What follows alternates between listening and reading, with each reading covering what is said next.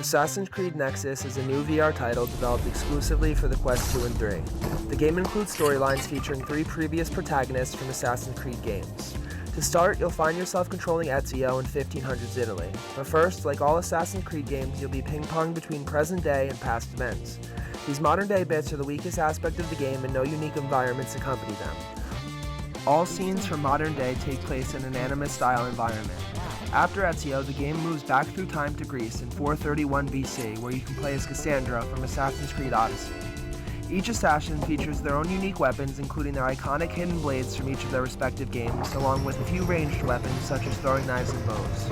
Lastly, Connor from Assassin's Creed 3 makes an appearance, and arguably the best weapon is introduced in the Tomahawk, which can be both used ranged and as a melee weapon. Each weapon type handles the same despite having a different appearance. Every sword is the same weight and general effectiveness, with differences being only skin deep. Combat can be very clunky and fights are very choreographed. An attack can only be launched after a block or parry, and the player must be slow and methodical or the game won't register their swings. It's also possible to break a blocking enemy's stance by hitting around their shield. However, this mechanic isn't great, and more often than not, trying this causes significant jank, and it's best to avoid in most situations. Free running is one of the game's strongest selling points, but even this comes with some agitation. Much like in previous Assassin's Creed titles, the use of a free run button rather than a jump button causes the player to sometimes jump randomly to places they had no intention of moving to. And along with this, grabbing a ledge can be difficult as the hands have no presence until grabbing an object, meaning they sometimes pass freely through a wall if you don't grab it.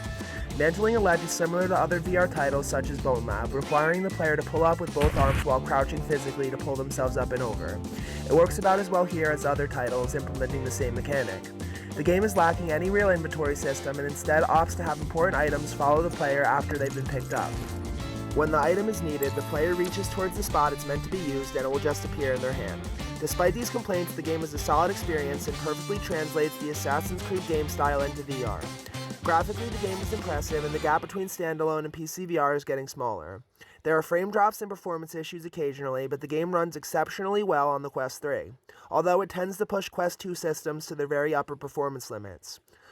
All in all, this is one of the best VR games to date, and hands down the best standalone experience. Despite this, negatives include a weak, disjointed narrative, slightly janky controls, and significant performance issues on the Quest 2. The game is great when compared to VR games, but only good when compared to gaming as a whole. What's all this then?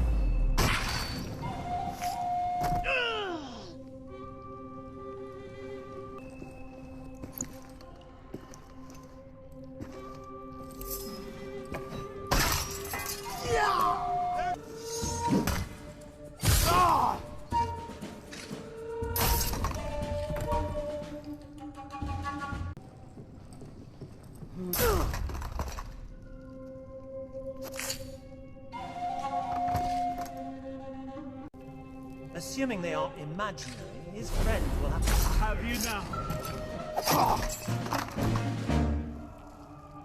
Then all our plans will be laid bare. I see. And what do you...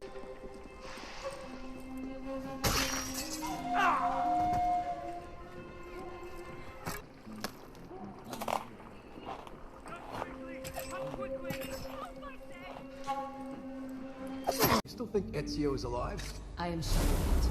You're mine, bastardi!